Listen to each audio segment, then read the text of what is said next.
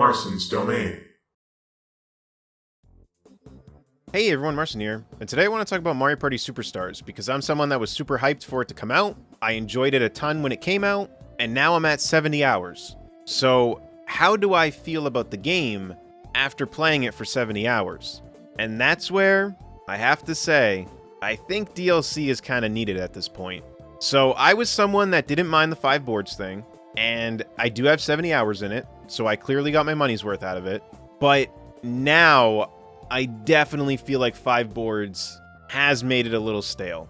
And again, that's after 70 hours. So with the amount of fun that I think you'll have with the game, I think it's worth buying.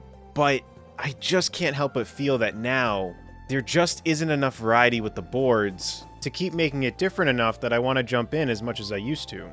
Because to be fair, there are still things that are happening that are different because the game is just so chaotic.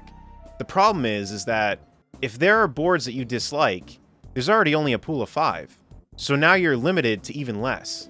So for me, I really just don't enjoy Woody Woods. I just don't enjoy it. I don't like the board. There's nothing I can do about it. So now I'm down to 4. But then Spaceland, I thought was a board that I wouldn't mind. I thought I would just play it and it'd be whatever. But the amount of times that I've actually been stuck at the beginning because all of us keep landing on an event space is actually pretty crazy. I know now, though, that if I just pay the sniff it to make it so that we go back further, you can actually take a path that gets you away from there. So there is a way to remedy it, but it's still crazy the amount of times that people will land on that event space at the start of the game.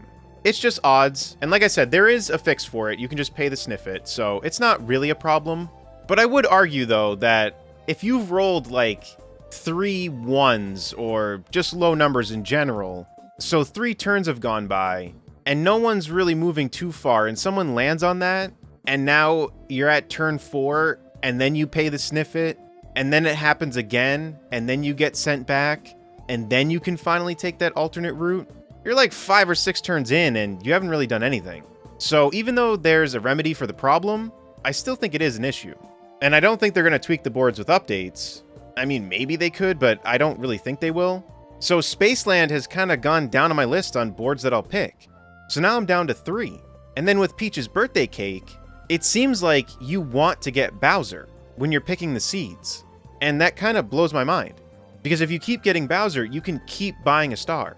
So I don't hate that board or anything, but I think it's an odd change. So the boards that I really, really, really enjoy are Yoshi's Tropical Island and Horrorland. But even with Yoshi's Tropical Island, I can't help but feel that the tolls have become almost useless because of the items.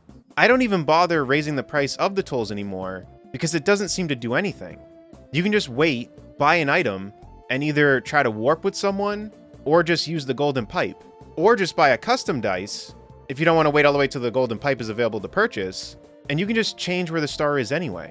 So then that pretty much only leaves Horrorland as kind of the definitive board, at least for me, where it doesn't really seem like there's a set thing that's going to happen, but actually as I'm saying this, there's an issue with CPUs just constantly using chomp calls. So if you play with people, I don't think that's going to happen as much. At least in my experience, I don't think that's ever really happened a bunch when I've played with other people. But with me being able to describe issues with all of these boards, with one of them that I just absolutely don't want to play, I think DLC would really help this problem. Because it reminds me of Mario Kart 8 on the Wii U. With Mario Kart 8 on the Wii U, we had time to get used to the tracks, and then they announced DLC, and it came in 2 waves. So when they added new tracks, it got mixed in with the old ones, so when you played online, you were getting a new mixed variety, and I feel like it added to the longevity of the game. So with Superstars, if they added more boards, and I could mix it in with the old ones won't feel as stale anymore, I feel like. But the problem right now is that there's just not a big pool to pick from. So after 70 hours, I still definitely really like Superstars, and it's a game that I still plan on playing. But I cannot deny that after all of this time, that 5 boards has definitely become stale. So I'm really hoping for DLC. I think it would be stupid for them not to do, but we'll have to wait and see. So that's all I have to say about this. Let me know what you think about all this in the comment section down below. If you enjoyed this video, be sure to give it a like. If you want to stay up to date with my videos, be sure to subscribe and hit the bell. If you want to watch my live streams, follow me on Twitch. And until next time, I'll see y'all later. Take care, everyone.